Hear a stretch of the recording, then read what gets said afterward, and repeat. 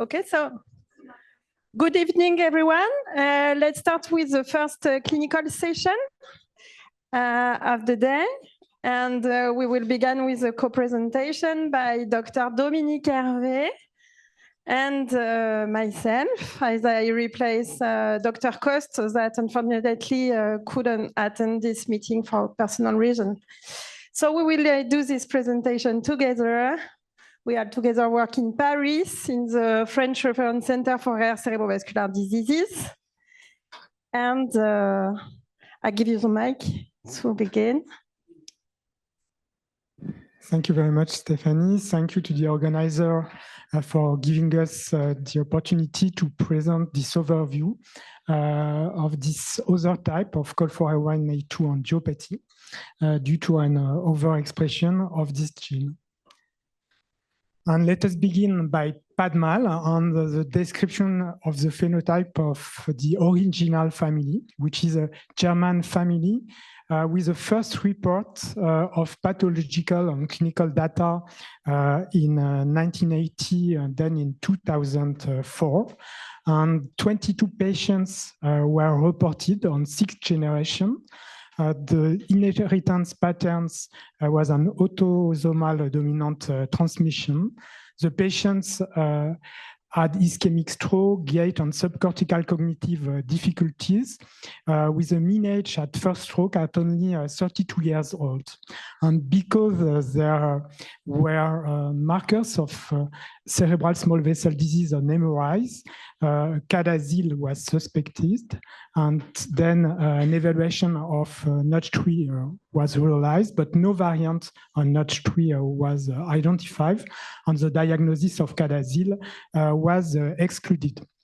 On optic and electronic microscopy, there was no gum, and the other abnormality which were present were not specific. And in 2010, the MRI phenotype was described by Ding on the same family with detailed data on cerebral MRI, as you can see on the figure. And the first thing was almost all the patients had pontine lacunes. Lacune correspond to the cavitation of ischemic lesion due to small deep infarct, and it is well shown here on sagittal view of the brainstem. You have here the pons with the pontine lacunes here, here, here, here, and here. And the patients had also hemispheric lacunes, mild vascular leukoencephalopathy, but without anterior temporal lobe involvement, such as we can see in CADASIL patients, and microbeats was present in only one patient. In 2016, our team identified the molecular abnormality explaining cerebral microangiopathy with a phenotype close from PADMAL in 6 families. In the first one, we could realize complete clinical and MRI evaluation, even in asymptomatic at-risk individuals. And what we observe is recurrent ischemic stroke with an early onset, with an age at first stroke between 37 years old and 43 years old, and severe progression of motor deterioration, and with also walking and balance difficulties and subcortical cognitive impairment. And you can observe also that all these patients, all these symptomatic patients had pontine lacunes, but not the asymptomatic one, who were younger. They had also vascular leukoencephalopathy, sometimes confluent, and some of them had microbleeds. And in the other families, the phenotypes could be precise. We observe an inheritance, an autosomal dominant inheritance pattern in all families, with early onset recurrent ischemic stroke, with an age at first stroke between 35 and 45 years old, and with rapidly progressive invalidity, as you can see there, because the ranking score was 3 or more only 6 years after the first stroke. The patients had also gait and balance impairment, subcortical cognitive impairment. And on the MRI, we found pontine lacunes, but also hemispheric lacunes and vascular leukoencephalopathy, which could have a variable pattern, subtle white matter hyperintensity, like in this case, white matter hyperintensity around lacunes, like you can see in these patients, or more diffuse and confluent white matter hyperintensities. So what about the molecular data in these families? So everything began with the analysis of the big first family that is figured out there in the Tournai-Lasserre lab by Verdura, with a linkage analysis with using several samples from different relatives and exome sequencing analysis that allowed to identify first to map the COL4A1 and COL4A2 locus, and to identify using the exome sequencing data a rare variant in this family, F1, in the very small region in the 3' UTR untranslated non-coding region among 6 highly conserved residues across species. This region corresponding to the microRNA 29 binding site. And the analysis by exome sequencing of the 5 additional families revealed in each family a rare variant in the same region that corresponded to the microRNA 29 binding site, just upstream the COL4A1 gene. So how does it work? What are the mechanisms? At the normal state, the microRNA miR29 binds the 3' UTR region of COL4A1, and the effect is to downregulate the COL4A1 expression.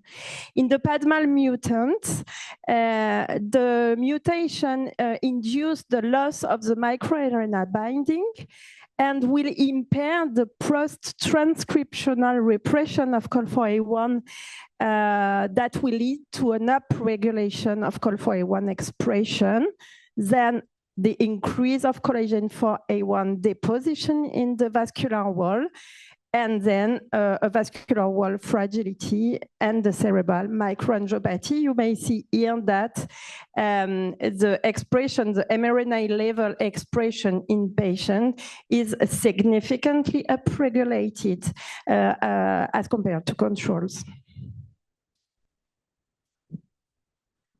In the following years, the identification of the molecular defect explaining PADMAL clarify the cause of other hereditary form of cerebral small vessel disease, including the initial German family with a genetic confirmation of mutation responsible, typical of PADMAL, as you can see there, and also on the multi-infarct dementia of Swedish type, which was an hereditary, a very old hereditary form of small vessel disease, which was described firstly in 1977 with more data in 2007.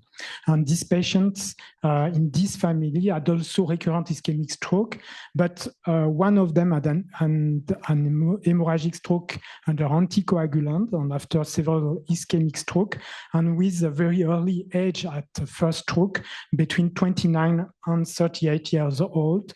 So something very close that was what was described in the other patients with PADMAL. As we just saw, the phenotype of PADMAL is predominantly ischemic, but two recent papers reported patients with microbleeds.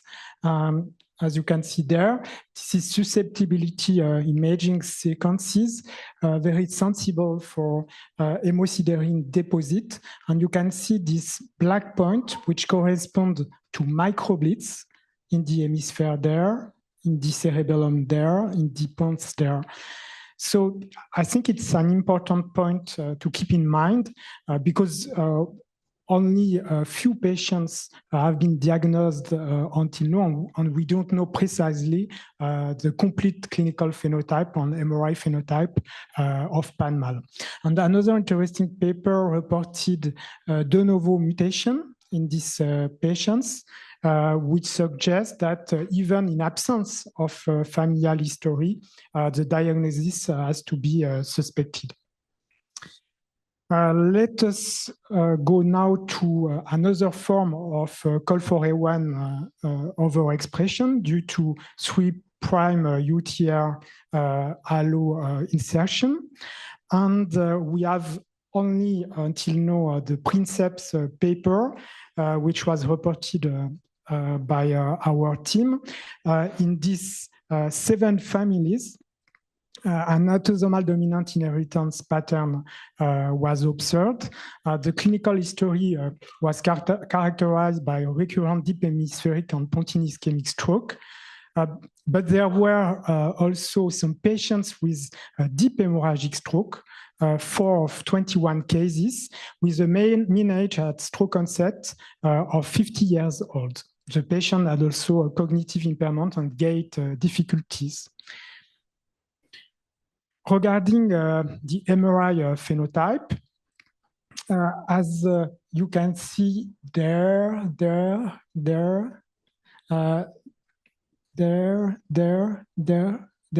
and there, the patient had also pontine lacunes, one of the most important markers of PADMAL. So we also find this marker in allo insertion.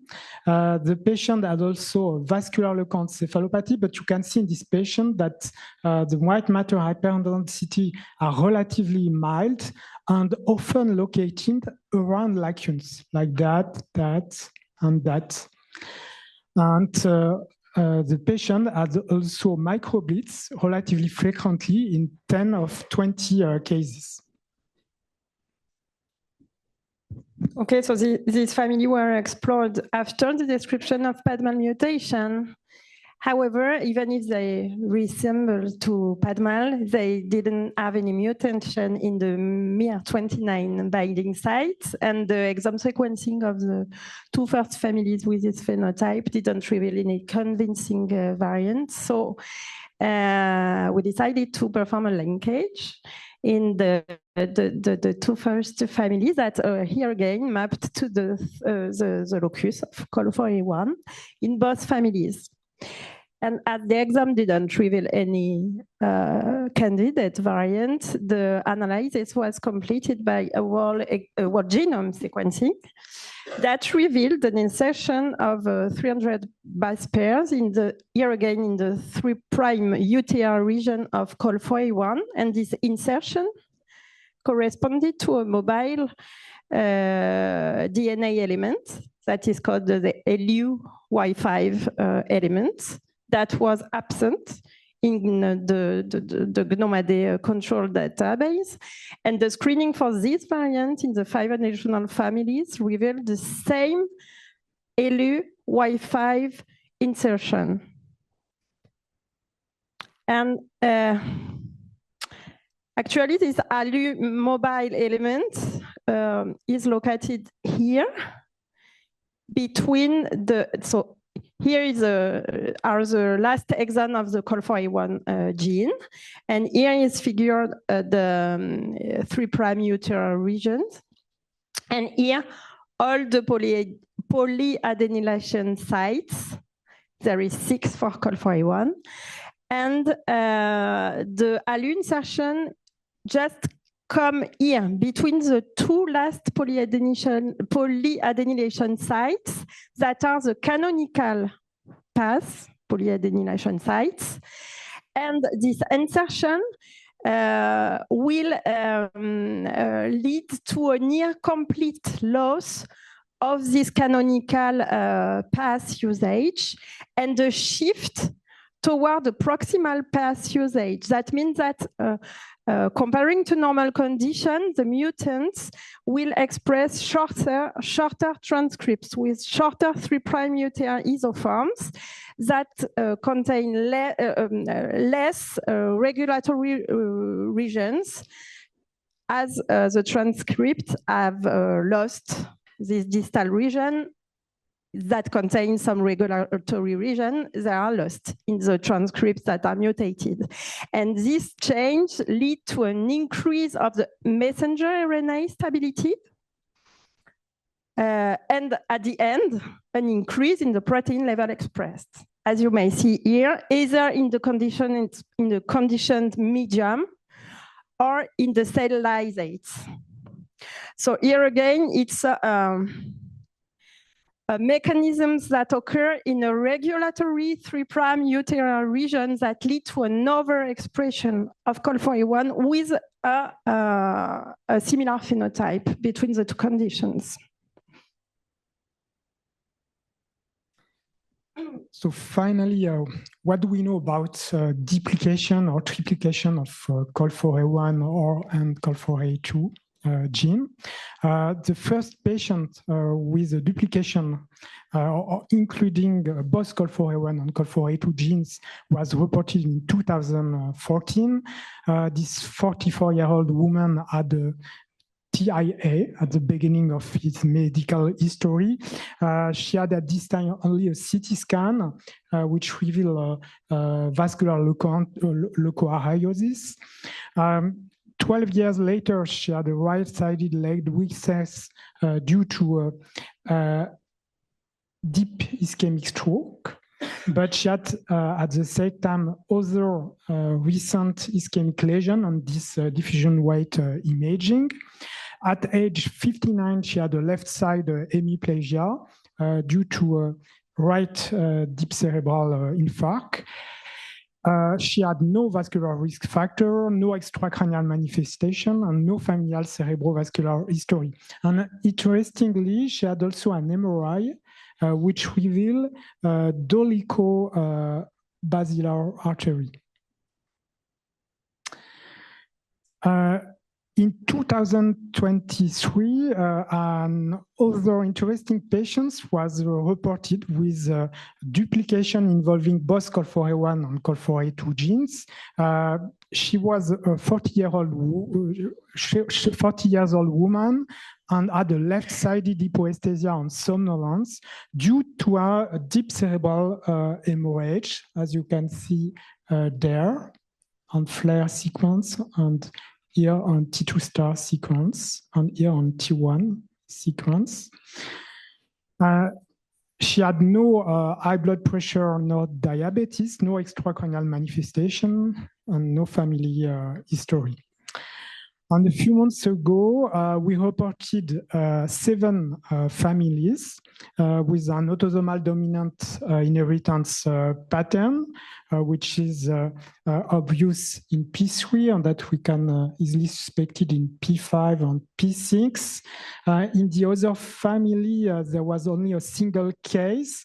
It was explained in this family by de novo mutation. In this other, it could be due to an incomplete penetrance, but it's also true that we couldn't investigate clinically with imaging all the relatives, so it could be another explanation. The clinical phenotype was characterized by the occurrence of stroke from different types. You can see here that these 2 patients had the subarachnoidal hemorrhage due to the rupture of an intracranial aneurysm. Another one had an hemorrhagic stroke at the beginning of its medical history, and the other began their cerebrovascular complication by ischemic strokes. With severe a severe motor deficit, as you can see in these 5 patients with a ranking scale score of 3 or 4.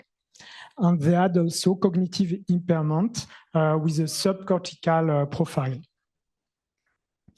Regarding the imaging features, we found again pontine lacunes here in almost of the patient, except this one.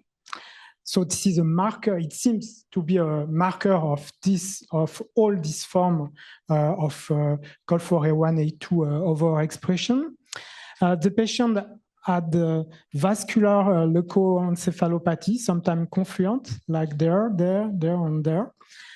And here you can see the aneurysm on the posterior cerebral artery and here on the top of the basilar artery, explaining the history of subarachnoidal hemorrhages. And interestingly, we found also basilar artery megadolichoectasia in 3 of 7 patients. MRI revealed 2 patients with macrohemorrhagic lesions, including one with silent hemorrhagic lesions, and all patients had microbleeds.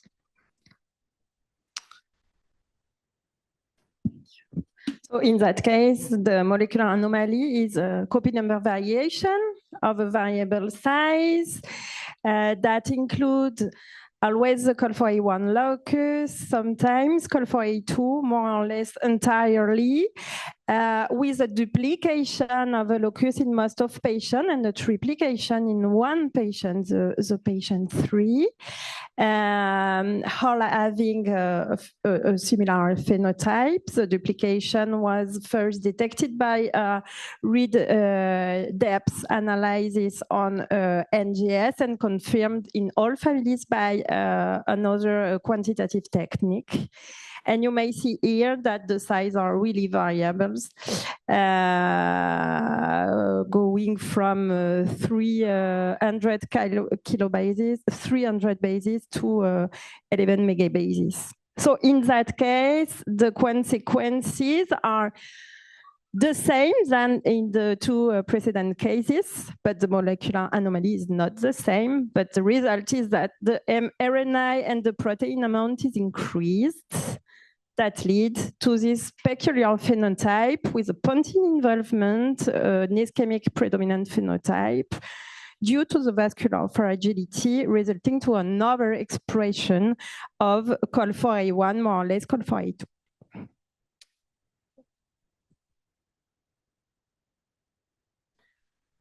So, in summary, cerebral microangiopathy due to overexpression of COL4A1 and COL4A2 has to be distinguished from the classical condition due to glycine substitution or truncating variants.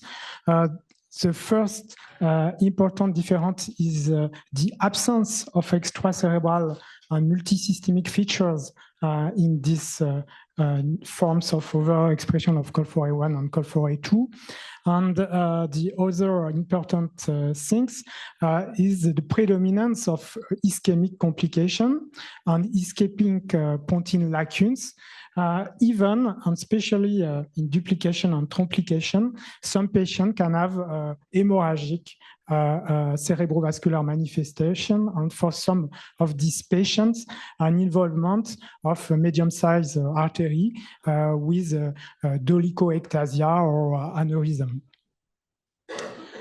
And in conclusion, so this forms of microangiopathy due to overexpression of COL4A1, COL4A2 are a new class of hereditary cerebral small vessel disease with multiple molecular mechanisms involved, converging on the same pathway, with a phenotype which is stereotyped for the pontine lacunes. This suggests that structural but also regulatory variants have to be investigated in this kind of situation. And it's interesting because it opens the door to expression targeted therapies. And when to suspect this COL4A1, A2 overexpression conditions, in case of early adult onset familial cerebral small vessel disease, if you have an MRI pontine lacunes, because it's the case in all symptomatic patients, in the reported patients actually, and when there is a discrepancy between the importance of white matter hyperintensicities and the paucity of vascular risk factor, this is an important point to distinguish genetic form of CSVD and sporadic form with an ischemic phenotype for PADMAL on ALU insertion, but the possibility of mixed ischemic hemorrhagic phenotype for in case of duplication on triplication of COL4A1, COL4A2. And the other point is the absence of molecular abnormality after examination of the classical CSVD panel. Thank you very much for your attention. We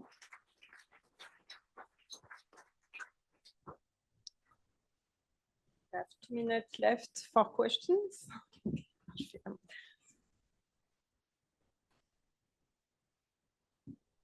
Great talk. 2 questions. Any idea why the pawns? And the second one, in your ALU insertions, the miR29 binding site is still present even in those shorter transcripts with the alternative polyadenylation site? So for the first point, we do not know. At this time, there are only a hypothesis. Maybe the repartition of no, in fact, there is no definitive explanation. So maybe the nice we have to understand. And the second point, sorry.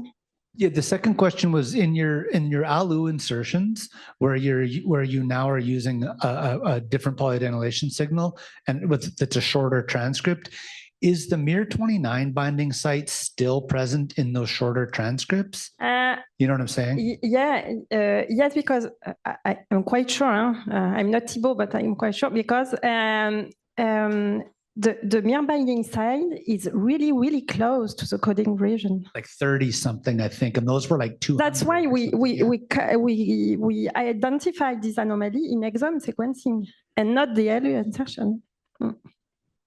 So then why do you think that if you're using a shorter, an earlier polyadenylation signal, why isn't that miR29 binding site still able to suppress that transcript? Do you get my point? Yeah, that's right. I'm sorry because I'm sure that Thibaut should have more input than me, but I'm not a specialist, but I suppose that several mechanisms, I have to stop, but just to finish my sentence, several mechanisms are competitive for regulation through different way of the mRNA transcript level. Thank you. Should we have the time for an additional question? No? I can run it over here.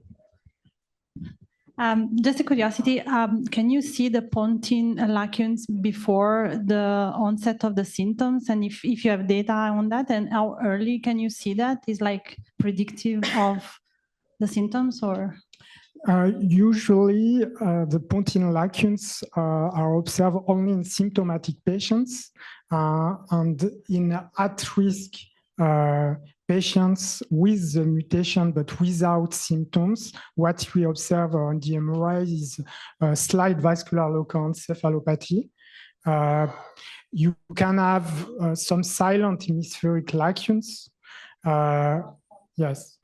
But we can't exclude that point. We just have a partial view of the imaging phenotype, and it's usual at the beginning of the history after the identification of the molecular abnormality responsible for the condition that we see only the most severe patients. So at this time, we don't have detailed knowledge of what is the clinical and MRI phenotype of patients of polysymptomatic patients. That's so because the pontine lacunes are less chances to be silent because it's a highly eloquent region. But thank you. Can everyone hear me okay? Beautiful. Thank you so much for having us today. As was mentioned, my name is Giulia Porcari. I'm a child neurologist and postdoctoral research fellow at the Children's Hospital of Philadelphia, and the wonderful Anna Cristancho is joining me as well. I am delighted to talk a little bit today about outcomes in childhood onset COL4A1 and COL4A2 related disorders based off of age at presentation.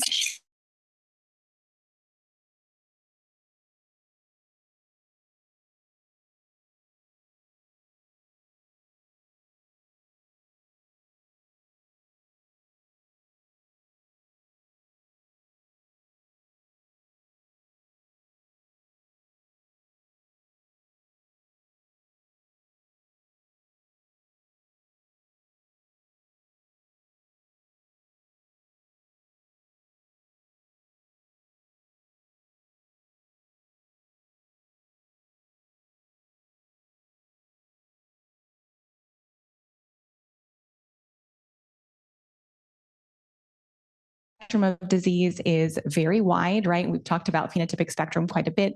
We've talked about multi-system disease.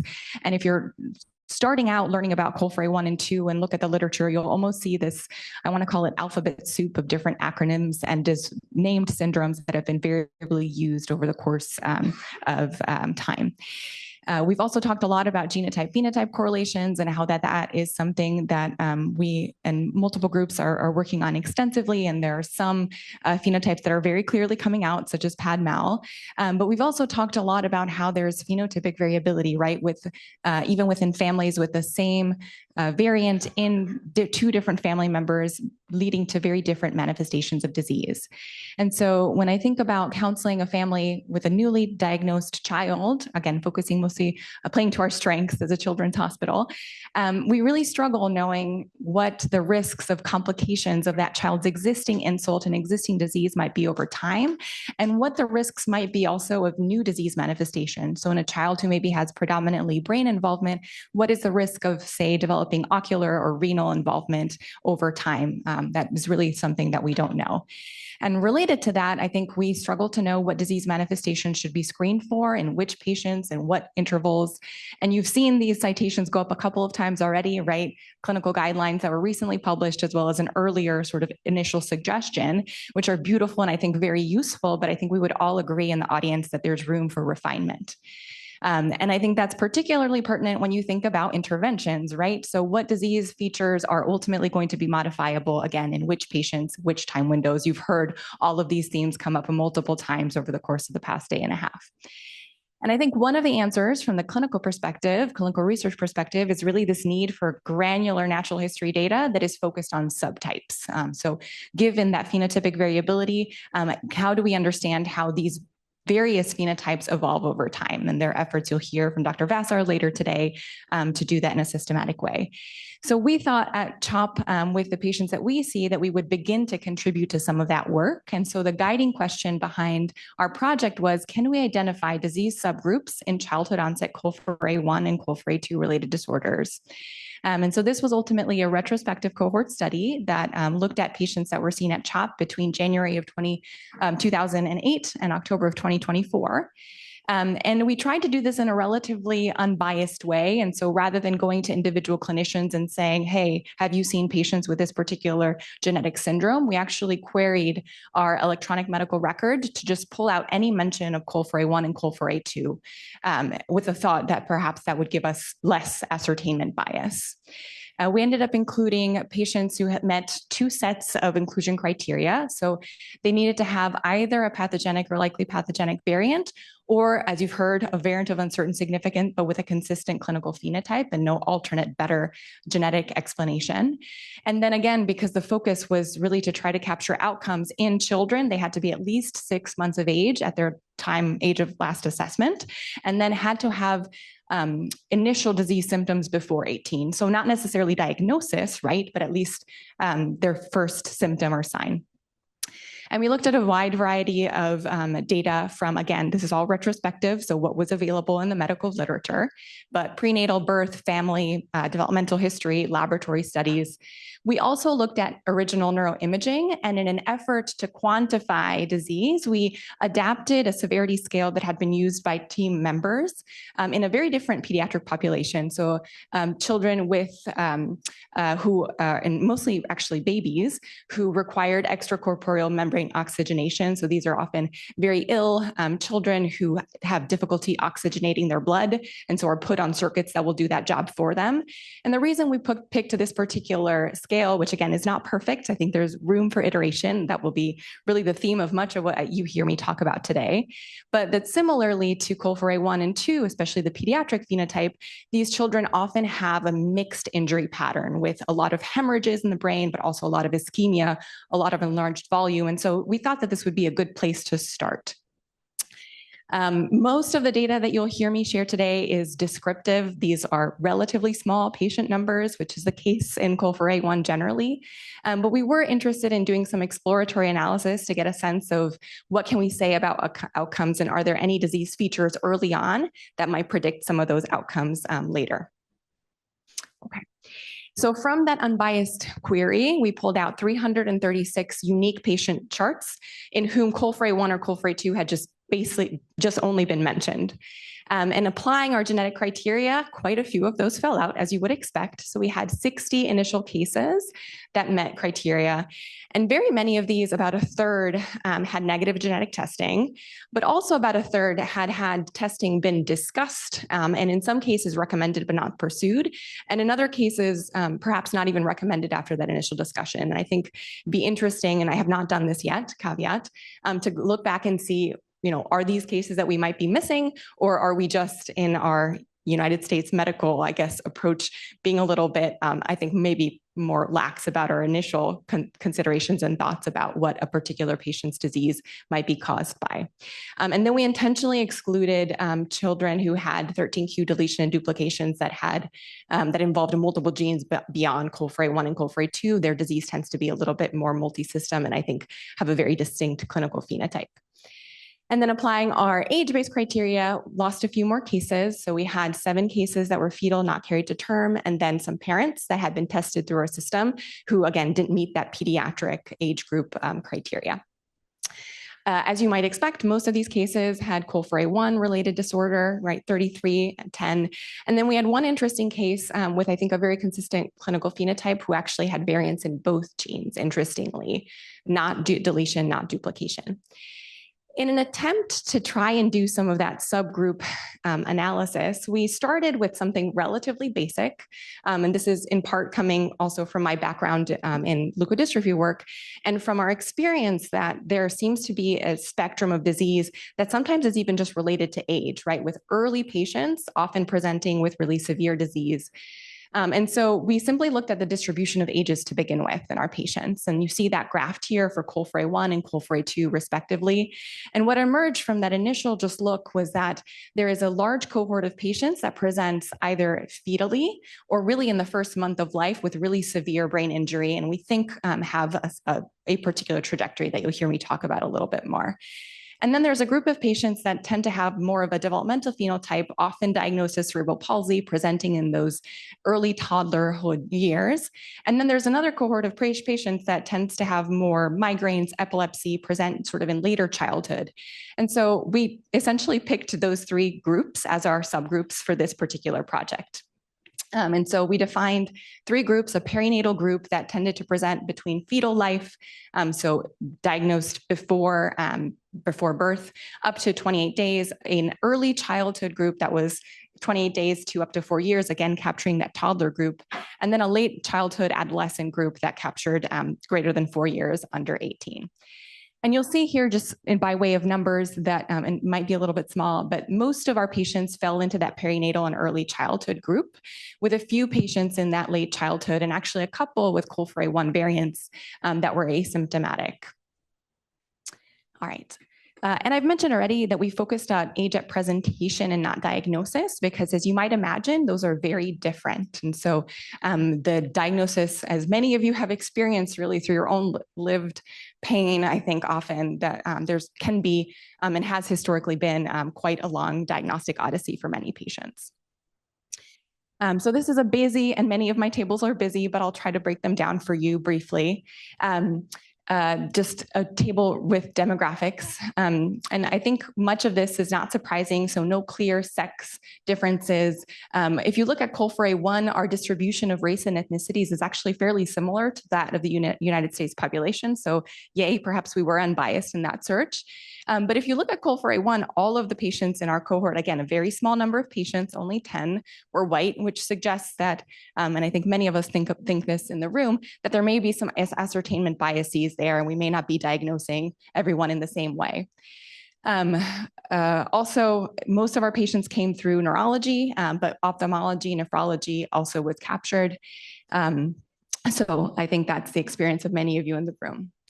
Digging into phenotype a little bit more, so these two tables are capturing extraneurologic disease, both for COL4A1 at the top and COL4A2. And what I want to draw your attention to briefly is that ocular manifestations in our experience seem to be really present across that spectrum of disease, which I think was perhaps a little surprising, although with slightly different flavors, I would say. And if you look instead at the non-ocular manifestations, so muscle disease, renal disease, cardiac disease, that really tended to be concentrated in the late childhood presentations. What was interesting for me, at least in the group, was seeing a couple of cases of sensory neural hearing loss with formal audiograms and testing through ENT that documented this, because this had been a phenotype that had not clearly, I think, been reported in the literature. And I think there have been mentions of it already in the talk yesterday. So I'm really curious to see how this ends up shaking out. And sorry, I went a little quickly, but I think what you'll see in COL4A2 is that the numbers are a little bit different. And so I think we see, at least in our experience, more ophthalmologic disease in COL4A1 compared to COL4A2, and the same really can be said for renal and cardiac and muscle disease. Thinking about neurologic phenotypes, I think this won't surprise many of you, but it was clear to us that perinatal and early childhood onset disease had a really prominent neurologic phenotype, with 80 to close to 100% of patients having developmental delays, often severe, cerebral palsy, also quite severe. We used a scale to try to capture some of that severity for cerebral palsy in particular. But when you look at late childhood presentations, that phenotype tends to be somewhat attenuated. The same can be said for epilepsy. So somewhere around 50% of patients with that perinatal or early childhood onset disease had epilepsy that was quite frequently refractory, but also epilepsy in late childhood. So that perhaps is a phenotype that has a little bit more, again, across the spectrum presentation. For COL4A2, a very similar story. So very severe neurologic disease with developmental delays, often global, severe cerebral palsy, severe epilepsy in the perinatal and early childhood group, again, with the caveat that these are very small patient numbers. And so essentially what came out for us was that perinatal and early childhood presentations have a very prominent neurologic manifestation, while conversely, extraneurologic manifestations tend to be a little bit more common in late childhood onset disease. Now, thinking about the imaging a little bit more, there were really two patterns that came out for us in our initial review. And I think many of you have seen images like this before, but I just wanted to call out a pattern that a term that we've tried to use, which is this idea of periventricular hemorrhagic infarction.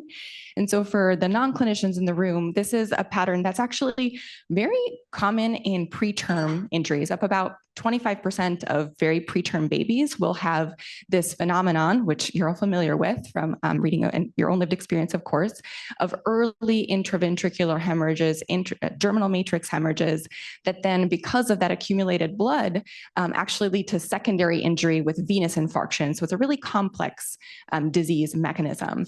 But it's quite unusual for that to happen in term babies, right? And that's where some of this work, that history comes from. And that is one of the distinctive features, I think, of perinatal and early childhood patterns, at least in our experience. So that was really almost universally present in our cohort. Porencephaly and schizencephaly, which are these cystic lesions that often will develop as a consequence of those early injuries, were also quite common.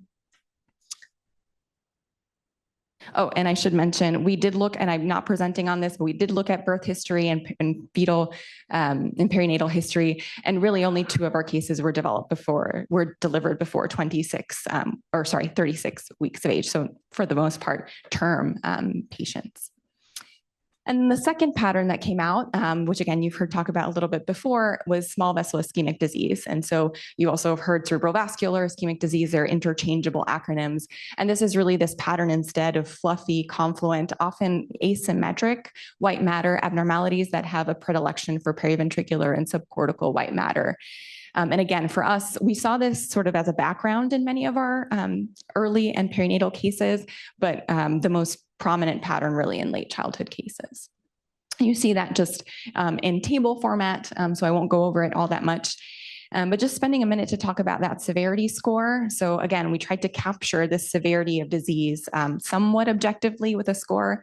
And what I have for you here are median scores by subgroup and by disorder, as well as what proportion of patients would fit into what we would consider, again, based off of the ECMO literature, so a slightly different population, to have severe injury. So they've used this cutoff of 14 points as denoting severe versus milder disease.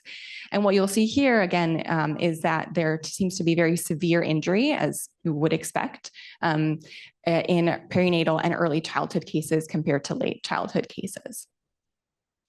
And that is just shown for you statistically. If you bin those together, perinatal and early childhood and compared to late childhood in COL4A1, that's a statistically significant difference. We did not do that same comparison for COL4A2, just given the limited number of patients that we had. We had a subset of patients that had longitudinal imaging, which we thought was interesting to look at. And in particular, 5 patients who had both so fetal imaging, MRIs, and then postnatal MRIs, all obtained typically within the first week or 2 of life. So relatively short time interval. All of these were patients with COL4A1 variants. And we saw that that imaging was quite stable. There was one patient who had new cerebellar microhemorrhages, but for the most part, no intervening injury between that often late 3rd trimester image and then immediate postnatal, which I think is curious. And then we had 17 patients who had interval imaging. Most of these had variants in COL4A1, a couple with COL4A2, and I should mention with an interval imaging time of a median of about 2 years. And for the most part, imaging was stable. We did have a few patients who had progressive white matter gliosis and volume loss, a couple of patients who had new microhemorrhages. And then I think very interestingly, actually had one patient with perinatal onset disease. So this was a child who'd had a long history of cerebral palsy, developmental delays, epilepsy, that had just been called, birth injury without a clear birth-related insult, but who then in their teenage years actually presented with dysarthria and had a pontine ischemic stroke, which I think is very interesting. And I think makes things, increasingly complicated as we learn more and more about this condition. And so if you look at this particular patient's imaging, again, I mentioned a perinatal onset with more of that PVHI, so the periventricular hemorrhagic infarction pattern, who also clearly had a pontine stroke with evidence of vessel tortuosity on MRA. In our cohort, genotype-phenotype correlations didn't come out sort of magically, which I think has been some of the frustration. Most of the variants, as you've seen in the literature, were in that triple helix region or domain. Most of them missense, very frequently glycine substitutions. But we had a couple prolines in there and some frame shift variants as well. And I think strikingly, we saw phenotypic variability. So we had a couple of sets of siblings with very different disease. For instance, we had one patient with an early childhood presentation with a sibling who was as old at time as they were at time of last assessment, both teenagers. So that sibling was completely asymptomatic as far as we know, which is a challenge. And then lastly, we spent some time, as I mentioned, thinking about potential associations with profound neurologic impairment. And so for this particular piece of the study, we defined profound neurologic impairment as any of global developmental delay, presence of refractory epilepsy. So you are on at least 2 different anti-seizure medications, 2 adequate trials, and then severe cerebral palsy, which we defined as having a GMFCS greater or equal than 4. And so for those of you in the audience who are not familiar, this is a scale that's used typically in cerebral palsy to quantify the degree of motor impairment, with scores of 4 or above denoting really significantly affected mobility, requiring significant help through the use of mobility devices and or assistance by caregivers. And what we saw, we had a limited number of potential comparisons just based off of the small sample size and our power. But we saw that age and gene and sex were not associated, which we think is interesting. I think the jury, is a little bit still out on whether COL4A1 or COL4A2 is indeed more severe. But at least in our data, that didn't seem to come through. Again, sex or gender not associated. However, age at presentation was. And so we noted that for every 1 year increase in age at presentation, the odds of having a profound neurologic impairment decreased by about 38%. And if you looked at the imaging piece, for every 1 point increase, the pattern was essentially the opposite. For every 1 point increase in severity score, your likelihood of having severe neurologic impairment increased by about 10%. So you can imagine that those points are quite additive. We didn't actually put both of those in a multivariable model because they are associated. And so age and severity of the imaging, as you might expect, are related to each other. And so that makes things, I think, a little complicated, but also interesting. So limitations, as I mentioned, small cohort numbers. I think we have deep phenotyping on them, so useful. But I think that limits some of the statistical comparisons we were able to make. And I think that's particularly a problem when you're thinking about some of the rarer complications that you might see in disease. There's also still the potential for ascertainment bias. We really tried to be unbiased with that EMR search, but you only see the patients and are only testing the patients who come to clinics, and those are often the more severe cases. And I think that those the race and ethnicity piece in COL4A2 is sort of curious and makes me think if that population is perhaps really not being captured in current studies. It's also a retrospective study, right? And so we mined the EMR as much as we could and tried to be as systematic as we could, but our assessments were not standardized. Most of our patients had the full complement of ophthalmologic evaluations, renal evaluations, but the proportion of patients who say had an EKG or an echocardiogram was low, and I think that reflects the fact that some of those guidelines are just starting to trickle through and impact clinical practice, for instance.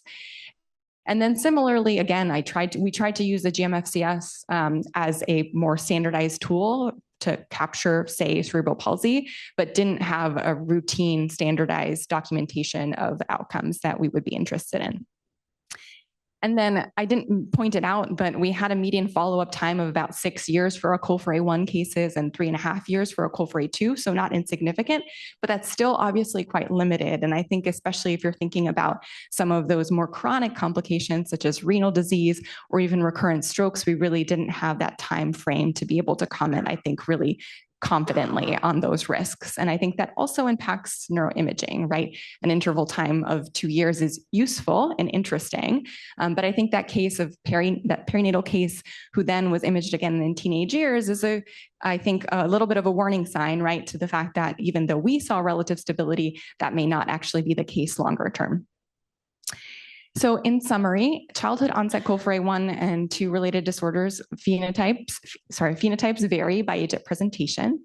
And perinatal early childhood presentations, again, tend to have a very prominent neurologic phenotype with frequent developmental delays, severe cerebral palsy, and often refractory epilepsy.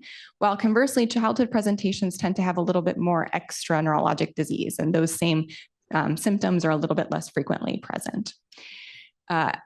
I've covered this briefly already, but ocular abnormalities seem to really be present across that COL4A1 spectrum, which is interesting, while renal and musculoskeletal complications tend to be a little bit more concentrated in those late childhood cases. And then, at least in our experience, extra neurologic symptoms are less frequently present in COL4A2. So perhaps that also might be a factor that's influencing the frequency with which some of these cases are being diagnosed. Neuroimaging, again, has these 2 distinct patterns that also seem to be discriminating or separating out in groups. So with PVHI really common amongst fetal, perinatal, early childhood cases, and CSVD more prominent in late childhood cases. And then finally, our data would suggest that age at presentation and extent of brain injury are associated with likelihood of having a profound neurologic impairment. And so this was recently published just about a week and a half ago. We have a lot of data on individual level phenotypes with a really rich supplement if you really want to dig into variants and phenotypes. But I think still a little bit of a work in progress, but I hope that we've convinced you at least that not all COL4A related disease, even in children, is the same. And I think there's a lot for us here to unpack. In terms of implications for future research, and I'll pass off the mic in just a second, I think we really need to be thoughtful about subgroups and really think about targeted natural history studies that even within childhood are really trying to tease out what those phenotypes might be. I think that will ultimately help our prognostication efforts. It will help develop more tailored clinical management guidelines and protocols, and then ultimately gives us an opportunity to investigate disease modifiers. So within families, we know that there's a significant range of outcomes. And the question I think that we have and that Dr. Cristancho is thinking about in the lab is, can we use some of that variability to think about and understand what factors are protecting or putting us at risk for outcomes along that spectrum? And with that, I'll pass it off. Thanks, Giulia. And I have to say, Giulia should really be commended for having done a lot of that work during residency and training, and trying to mine our EMR is not a simple task, especially over that long period of time.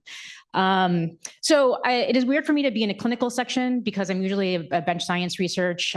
People who are patients in my room know that I usually mention research at least 4 times during any given visit, and usually in animal studies. So not surprisingly, I'm sorry you're not done with mice just yet. We're going to talk about mice just a little bit more. And actually, not surprisingly, we're going to talk about mice that Doug already talked about a little bit. I actually really love this paper from Doug's group because it actually, every single time I go back and read it, I learn something new. So since he's in the room, I figure I just give that a shout out. And so this is a figure that he showed demonstrating all those different strains from COL4A1 and COL4A2, and just showing the variability in the percentage of hemorrhages and how it really differs across the allele. But one of the things I found particularly interesting, and I've sort of thought about in a slightly different way, is a second study that he showed that looked at the different crosses of the strains. And so absolutely, these strains are incredibly different when you talk about their genetic background overall. But people have done many, many years of trying to understand genetic backgrounds in mice strains and have not come up with a lot of idea of what the actual genetic modifiers are. Another way to conceptualize the differences between these animals is actually thinking physiologically what might be different between them that might potentially be altering the overall phenotype. And so Black 6N or Black 6 mice are the ones that are most commonly used in much research, especially metabolic research. 129 mice are used quite a bit as well. And one of the things that's particularly interesting about those is that they're very abnormal from the very beginning of life, including the placenta and the way that they actually function in utero, which I think for this population, when we're talking about sort of how the early life injury is so much more severely affected, really brings us to questions about what's going on with the in utero life that could be potentially modifying outcomes. And it's, of course, because I'm a fetal and neonatal neurologist, this is a particular population that I see all the time, and I am hoping that we can try to develop further therapies. But the thing about sort of placental research in general is that we don't know a ton about the placenta overall, which is kind of amazing given the fact that all of us required one to be alive right now.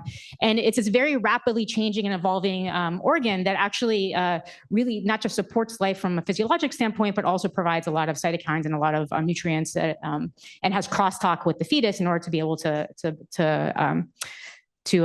live. And so one of the things that's interesting about Black 6 mice in general is that it turns out that they become more hypoxic than maybe some of the outbred strains of placentas. And so this is looking at just a very straightforward study, looking at the levels of HIF1 alpha or hypoxia-inducible factor 1 alpha, which is the main molecular driver of hypoxic response, and what an E13.5 to 17.5 are the days of gestation in a mouse fetus. And so mice are born roughly around E19 to E20. And so during the course of, as the gestation progresses, in Black 6 mice, which are the black lines you see here, you actually have an increase in HIF1 alpha compared to the outbred strain, which is the one that's the white strain over there. And that corresponds to seeing an increase in the targets of HIF1 alpha, which in this case, the canonical one is vascular endothelial growth factor A. And you can actually see that there's also an increase in this here. Now, it turns out that there is not a ton of research in this, but that there is actually some evidence that COL4A1 and 2 are actually regulated by hypoxia. And so this is a paper from a little while ago now that actually demonstrated that by looking at, again, RNA levels that in placental cells that were exposed to hypoxia, that you actually see a decrease in COL4A1 and 2. Kind of bringing up an interesting hypothesis that maybe during the course of pregnancy, if you're sort of decreasing the levels of the RNA and you have an RNA that's potentially has a mutation in it, could that be a particularly vulnerable stage that's therefore predisposing you to disease long term and therefore more severe injury? And so right now, this is really a hypothesis, but there's some support about this in the literature. This is a series that was only 4 patients that looked at brain and placental pathology in COL4A1 related disease. And so this is, all these were interrupted pregnancies, but basically demonstrated that in the placentas themselves, they had a pretty significant amount of vascular malformations that were correlated with some pretty severe disease that was diagnosed prenatally. And so this is partially, we're trying to accumulate all the cases we have at CHOP, the kids who were born at CHOP or born at Penn who have a COL4A1 that we have placental pathology for. That being said, I figured since I was in a room with people who are interested in this, if you happen to have patients who you might have placental pathology for available to your hospitals, it might be a really interesting place to collaborate to get a sense if we're starting to see a pattern across the board, especially with kids who have early prenatal and perinatal presentations. But in the meantime, I still study mice. And so one of the things that I study in my lab most of the time is actually prenatal injury. And one of my particular interests is trying to humanize animal models in order to be able to better understand the pathology that's affected my patients. And so to that end, I've spent a lot of time in my lab trying to developing a model of prenatal hypoxia, where we take animals at late gestation, that E17.5 time point I showed you that has a little bit of extra hypoxia anyways. And in this case, we actually drop the oxygen down to about 5%. So if I took all of you and put you on top of Mount Everest for a few minutes, and it goes down for about 8 hours. And the mice do fine because they're much better, more resilient in many ways than we are. But what we end up seeing in this animal model is that they don't have any early evidence of cell death. Their brains are actually structurally normal. However, they do end up having behavior problems later on. So when you look at adult animals, they have decreased seizure threshold when you expose them to things like chlorophyll. And not listed on here, they also have a weakness in their legs, somewhat consistent with the cerebral palsy-like phenotype, if you will. And so showing us phenotypes are consistent with mild hypoxic injury in the neonate. because of the fact that we're not seeing a severe amount of injury, this really gives us an important place where we can actually start asking questions about what happens if we were to sort of cross this relatively mild pathology now with the COL4A model. And so Doug was kind enough to send us the mice already, which we're currently breeding in lab, assuming they stopped doing construction directly next to our mouse facility and they actually breed. But we're currently doing this experiment now where the idea is, can we cross can we basically cause the prenatal phenotype in a more severe type way and get early neonatal injuries? And this really gives us an opportunity to do a few things. We got asked yesterday in the conference, I got asked again this morning, what can we do about pregnancies where the baby might be a COL4A carrier or the mom's a COL4A carrier?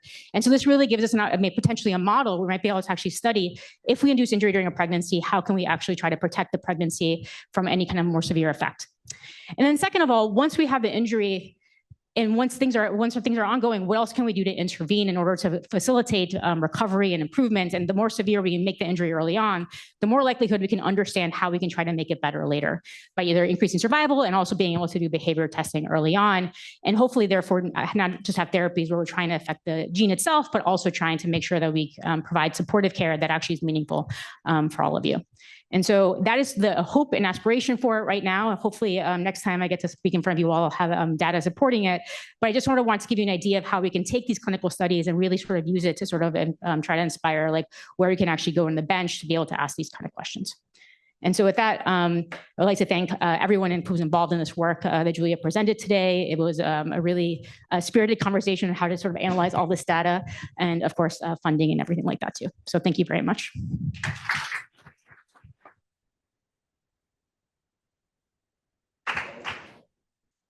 Thank you very much for this really interesting double talk. One question. That was really great, guys. Thank you. Giulia, I'm wondering, having gone through all of this and done this, particularly in the neuroimaging side, whether in clinical practice, this has changed the way you think about how often you do neuroimaging, even in patients who have static symptoms. Yeah, if you could speak to that, that would be really helpful. For me? Yes, perfect. That's a really good question. I think I am still discussing and still trying to decide, and I'm really curious about other clinicians in the room and what their approach has been. I think yearly imaging is probably overkill, right? I think more about, are there different developmental times where the imaging might be more useful, right? So early childhood, perhaps early adolescence, early adulthood. I definitely think that interval imaging is likely ultimately going to be useful, but I would not put all these kids in a scanner every year at this point based off of the data that we have. Other? I have a question about the placenta pathology. Do you see any correlation, like worsening independently whether the mother is also carrying the mutation? Or I don't know whether I missed that, or it's, yeah, or in general, placenta pathology can happen for other reasons, is a worsening factor? Yeah, so in that case series that they didn't have anyone where the mother, I think, did not have the pathology to it.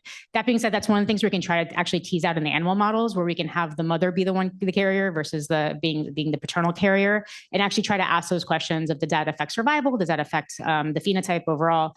And so that's as we're just setting up these crosses, we're actually going to try to do both. So that way we can try to understand better if there's going to be a difference from that.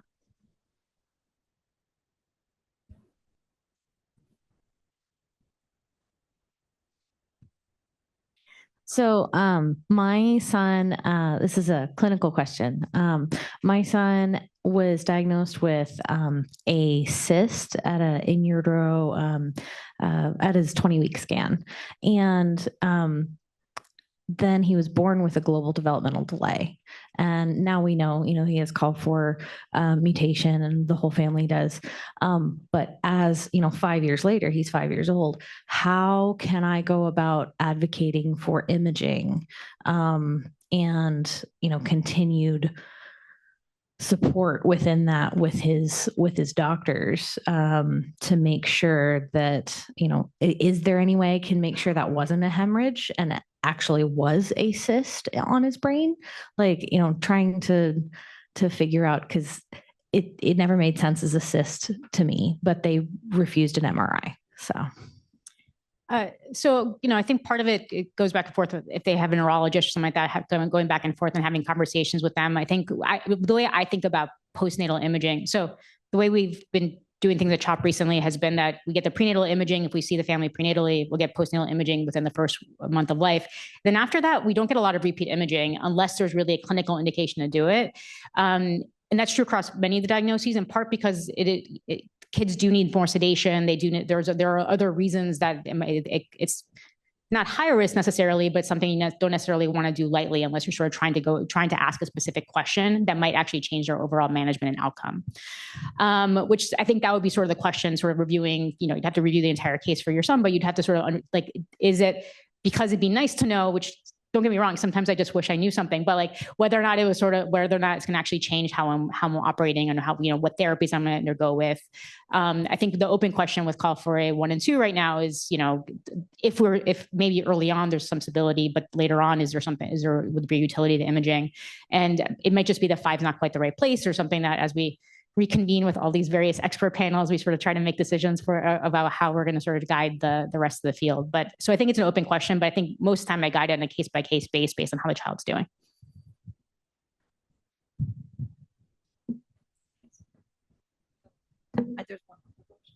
I have an online question. How concerned should a parent of a child with COL4A2 and prenatal stroke be about possible recurrent strokes? And are later strokes typically microischemic or larger scale hemorrhagic?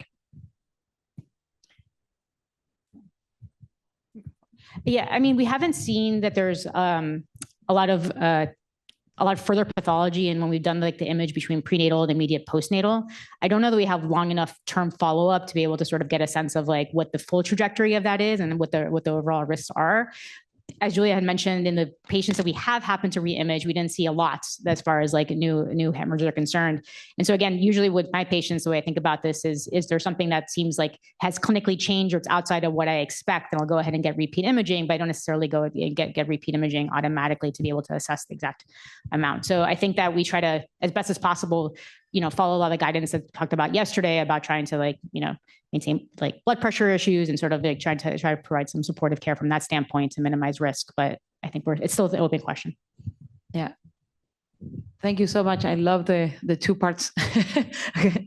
So I think to that comment of should we re-image and when and what, we get to keep the vasculopathy and the dilatation that can happen in these kids later on. We've seen patients with the classic perinatal kind of, as you said, periventricular hemorrhage, and there is no dilatation, no dolichoid vessels, no aneurysms. But if they're presented in adults with that feature in the brain, they also have them, very few. But so there is something here that we don't know yet, how much vascular monitoring they also need. And then my question was more to this downregulation of collagen during pregnancy or during hypoxia. And I just keep thinking about the presentation before is why duplications, lots of collagen, excess alleles of collagen, that seems not to have a early childhood, prenatal, perinatal, and only an adult. I can understand PADMAL because you have a regulatory that goes up with age, and then you are more dependent on that miR29 to get more production of collagen with age. So I can understand that adult presentation. I'm just wondering if there is something about learning from PADMAL, duplication, and the different variants that present with adult and peds in terms of understanding what you're modeling in the mouse, which is in what stage of the development in utero, more collagen, less collagen, and what kind of collagen is put into the extracellular matrix.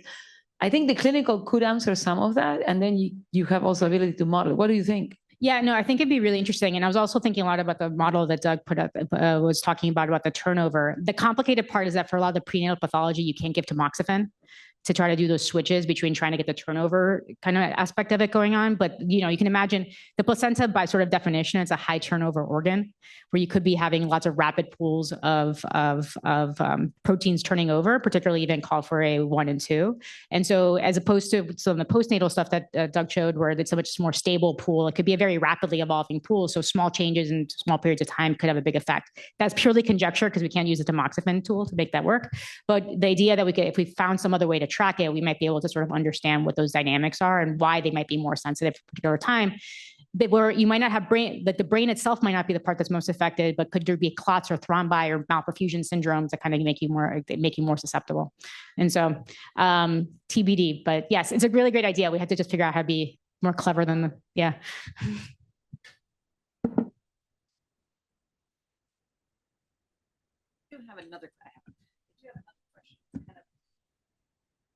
How frequently should a child do an MRI? My son had one when he was 2 months and now he's 18.